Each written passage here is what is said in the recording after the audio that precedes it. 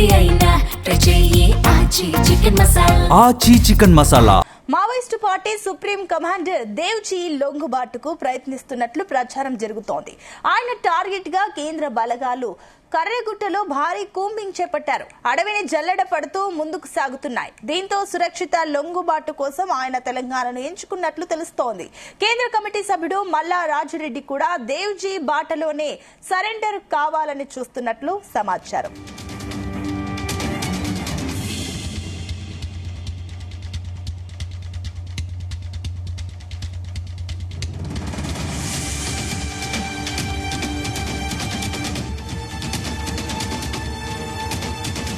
మరోవైపు కర్రెగుట్టలో ఆపరేషన్ కగార్ 2 కొనసాగుతోంది. అడవిని భద్రతా బలగాలు చుట్టుముట్టాయి. నిన్న 10 నుంచి 15 మంది మావోయిస్టులు పోలీసుల ముందు లొంగిపోయినట్లు తెలుస్తోంది. కూంబింగ్ చేస్తుండగా ఐఈడీ పేలడంతో ఓ జవాన్ కు గాయాలైనట్లు తెలుస్తోంది.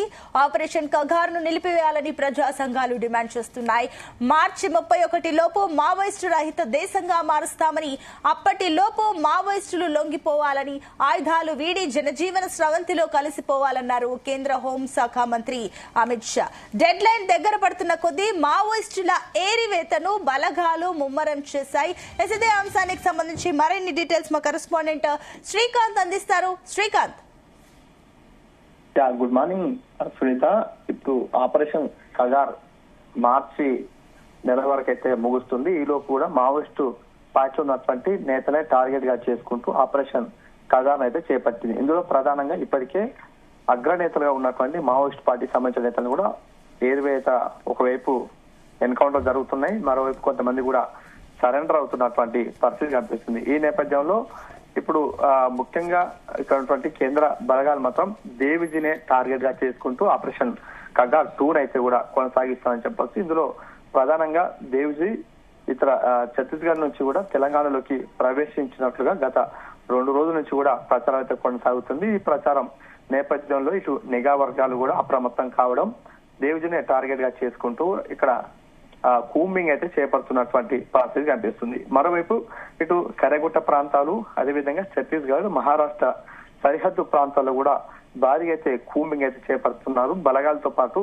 అదనపు బలగాలను కూడా ఇక్కడ దించి అక్కడ ఒకటి కూంబింగ్ చేపడుతున్న సిచ్యువేషన్ కనిపిస్తుంది. మరోవైపు ఇక్కడ గత 2 రోజుల నుంచి కూడా ఇటు సరిహద్దు ప్రాంతాల్లో మాత్రం గట్టి నిఘాను ఏర్పాటు చేయడం, ప్రతి ఒక్క వెహికల్స్ ను చెకింగ్ చేసిన తర్వాతకే వారిని బయటకైతే పంపిస్తున్నటువంటి సిచ్యువేషన్. మరోవైపు ఇటు ఆదివాసీ గూడాలు, అదేవిధంగా ఇక్కడ ఏజెన్సీ ప్రాంతాలకు సంబంధించిన గ్రామీణ ప్రాంతాలు కూడా పోలీసులు విస్తృతంగా తనిఖీలు అయితే చేపడుతున్నారు. ఎవరైనా కొత్త వ్యక్తులు వచ్చారా, ఎవరైనా ఇతర సంబంధించిన వ్యక్తులు వచ్చారా అనే దానిపై కూడా వీళ్ళు పూర్తి వివరాలు అయితే సేకరిస్తున్నటువంటి పరిస్థితి. మరోవైపు ఇక్కడ గ్రామీణ ప్రాంతాల్లో కూడా పోలీసులు వారితో మమేకమవుతూ కూడా మావోయిస్ట్ పార్టీకి సంబంధించిన నేతలకు ఎవరు కూడా సహకరించవద్దు అంటూ కూడా కొన్ని హెచ్చరికలు చేస్తున్నటువంటి పరిస్థితి కనిపిస్తుంది. ఈ క్రమంలో ఇటు ఆపరేషన్ కగార్ నేపథ్యంలో కూడా ఇక్కడ మావోయిస్ట్ పార్టీ సంబంధించిన నేతలనే టార్గెట్ గా చేస్తున్నటువంటి పరిస్థితి కనిపిస్తుంది. మరోవైపు ఈ నేపథ్యంలో కొంతమంది ఉన్నటువంటి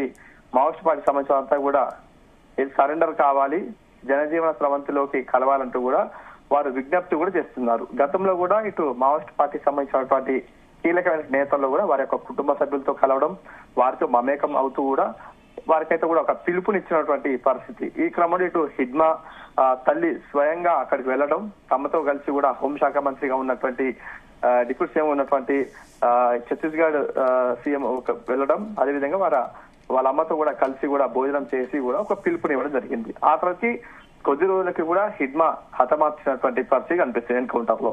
ఆ తర్వాత వరుసగా జరుగుతున్న ఎన్కౌంటర్ నేపథ్యంలో కూడా మావోయిస్ట్ పార్టీ సంబంధించిన నేతలు జనజీవన స్రవంతిలో కలవాలంటూ కూడా ఒక పిలుపునిస్తున్నటువంటి పరిస్థితి కనిపిస్తుంది. ఈ క్రమంలో ఇటు మావోయిస్ట్ పార్టీ సంబంధించిన కీలక నేతలు టార్గెట్ గా చేయడం, ఇప్పుడు మాత్రం దేవిజీనే టార్గెట్ గా చేసుకుంటూ కూడా బలగాలైతే ముందుకైతే కదులుతున్నాయి. అదేవిధంగా ఇటు తెలంగాణకు సంబంధించిన సరిహద్దు ప్రాంతాలు కూడా సంచరిస్తున్నారని చెప్పి సమాచారం నేపథ్యంలో కూడా నిఘా వ్యవస్థ కూడా అప్రమత్తం కావడం, అక్కడ అతన్నే టార్గెట్ చేసుకుంటూ భద్రతా బలగాలు కూడా కూంబింగ్ చేపడుతున్న పరిస్థితి కనిపిస్తుంది. ఈ క్రమంలో గత కొద్ది రోజు నుంచి కూడా వరుసగా ఎన్కౌంటర్ అయితే చోటు చేసుకుంటే అందులో వందల సంఖ్యలో కూడా మావోయిస్టులు చనిపోతున్నారు.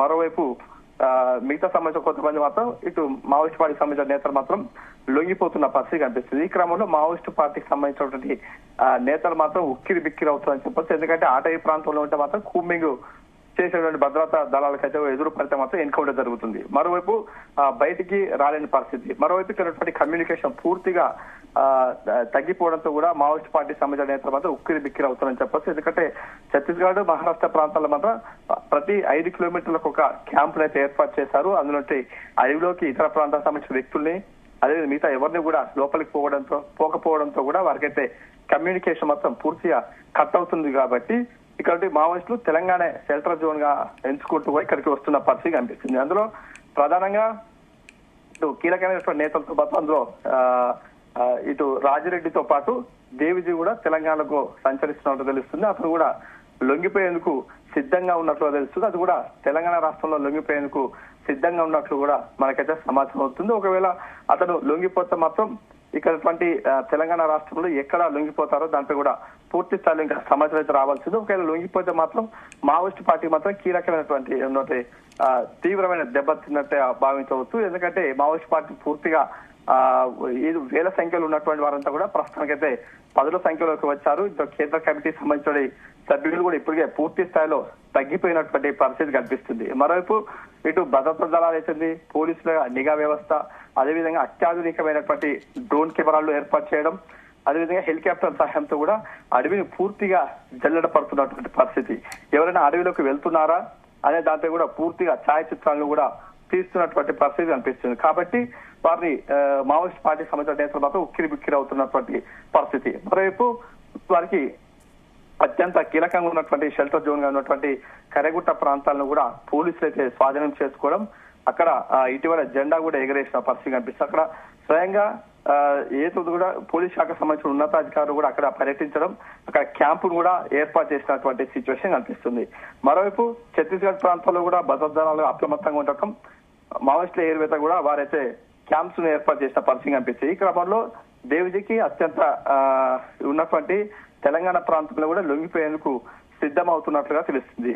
ఈ క్రమంలో ఇటు అతను ఎక్కడ లొంగిపోతారని చెప్పి దానిపై వేచి చూడాల్సిన పరిస్థితి కనిపిస్తుంది. మరోవైపు ఇటు కూంబింగ్ చేస్తున్న క్రమంలో మాత్రం పోలీసులకు కూడా గాయాలవుతున్న పరిస్థితి. ఎందుకంటే ఇటీవల కాలంలో పోలీసులే టార్గెట్ గా చేసుకుంటూ మావోయిస్ట్ పార్టీకి సంబంధించిన నేతలు మాత్రం ఎల్ఈడి బాంబ్స్ అయితే ఏర్పాటు చేస్తారు. అందులో ఇటు భద్రతా దళాలు ఆ అడవిలోకి వెళ్లేటువంటి క్రమంలో అక్కడ ఉన్నటువంటి ఎల్ఈడి బాంబులు మాత్రం కొన్ని ప్రాంతాల్లో నిర్వీర్యం చేసిన, కొన్ని ప్రాంతాల్లో మాత్రం ఎల్ఈడి పేరుతో కూడా జవాన్లకు గాయాలవుతున్న పరిస్థితి కనిపిస్తుంది. నిన్న జరిగినట్లు చిన్న ఇన్సిడెంట్ మనం గమనించవచ్చు. భద్రతా దళాలు కూడా లోపలికి వెళ్లేటువంటి క్రమంలో బాంబులను నిర్వీర్యం చేసేటువంటి క్రమంలో జవానికి కూడా గాయమైనటువంటి పరిస్థితి. ప్రస్తుతానికి అతని పరిస్థితి విషమంగా ఉండటంతో హెలికాప్టర్లు కూడా చికిత్స నిమిత్తం అయితే కూడా భద్రాచలం పంపించిన పరిస్థితి కనిపిస్తుంది. కాబట్టి ఇటు భద్రతా దళాలు కూడా ఒకవైపు రావడం, ఇటు మావోయిస్టు పార్టీకి సంబంధించిన నేతలు కూడా సంచరిస్తున్నటువంటి నేపథ్యంలో కూడా ఇక్కడ ప్రజలు మాత్రం తీవ్ర భయాందోళనకు గురవుతున్నటువంటి పరిస్థితి కనిపిస్తుంది. సునీత, అయితే శ్రీకాంత్, ఇంకో పక్క చూసుకుంటే కూడా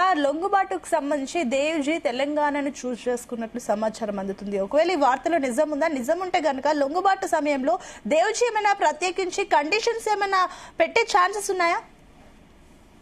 ఖచ్చితంగా చెప్పొచ్చు. ఎందుకంటే గతంలో లొంగిపోయినటువంటి మావోయిస్టుల మాదిరిగానే దేవిజీ కూడా ఒకవేళ లొంగిపోతే మాత్రం అతను ఎవరి సమక్షంలో లొంగిపోతారు, అదేవిధంగా ఉన్నటువంటి హైదరాబాద్ లో లొంగిపోతారా, లేకపోతే వరంగల్ లాంటి ప్రాంతాలు లేదా ఖమ్మం లాంటి ప్రాంతాల్లో లొంగిపోతారా మాత్రం కాస్త మనం వేచి చూడాల్సిన పరిస్థితి కనిపిస్తుంది. ప్రస్తుతానికి ఇప్పుడు అందుతున్న సమాచారం మేరకు అయితే కూడా దేవిజీ లొంగిపోయేందుకు సురక్షితమైన ప్రాంతం తెలంగాణ ప్రాంతమే ఎంచుకున్నట్టుగా తెలుస్తుంది. ఎందుకంటే గత కొద్ది కాలం నుంచి కూడా ఇటు తెలంగాణలో మాత్రం ఇటు లొంగిబాటుకు మాత్రమే చర్యలు తీసుకుంటుంది, కానీ ఎన్కౌంటర్లకైతే ఎక్కువ చోటు లేదని చెప్పవచ్చు. ఈ క్రమంలో గతంలో ఉన్నటువంటి ఉన్నతాధికారులు అయితే, జిల్లాలకు సంబంధించిన ఎస్పీలు అయితే వీరంతా కూడా ఒకటే చెప్తున్నారు. వీరంతా కూడా మావోయిజం అనేది లేదు, ఇప్పుడు ఉన్నటువంటి సిచ్యువేషన్ లో కూడా జనజీవన సౌందర్యంలోకి రావాలి, ఇక్కడ రాజకీయాల్లో రాణించాలంటూ కూడా ఒకవైపు చెప్తున్నట్టు పరిస్థితి కనిపిస్తుంది. కాబట్టి వారి కుటుంబ సభ్యులతో కూడా వీరికైతే లేఖలు రాయించడం, అదేవిధంగా వారితో పిలుపులు అందించడం జరుగుతుంది.